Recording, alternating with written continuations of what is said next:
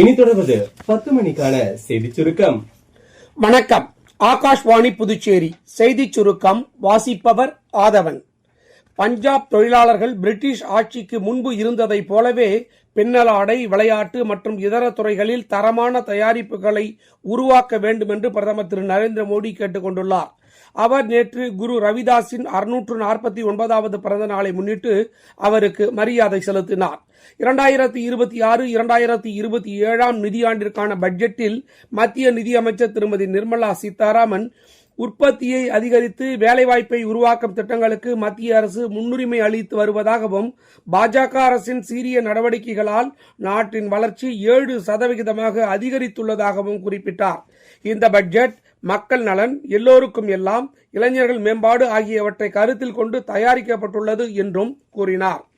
உயிரி மருத்துவத்துறையில் பயோபார்மா சக்தி எனும் திட்டம் 10,000 கோடி ரூபாயில் நிறைவேற்றப்படும் என்றும், நாட்டில் பொருளாதார வளர்ச்சியை ஊக்குவிக்க 6 அம்ச திட்டம் உருவாக்கப்படும் என்றும் மத்திய நிதியமைச்சர் திருமதி நிர்மலா சீதாராமன் தமது உரையில் தெரிவித்தார். மத்திய அரசின் பட்ஜெட்டுக்கு பல்வேறு அரசியல் கட்சியின் தலைவர்கள் வரவேற்பையும் எதிர்ப்பையும் வெளியிட்டுள்ளனர்.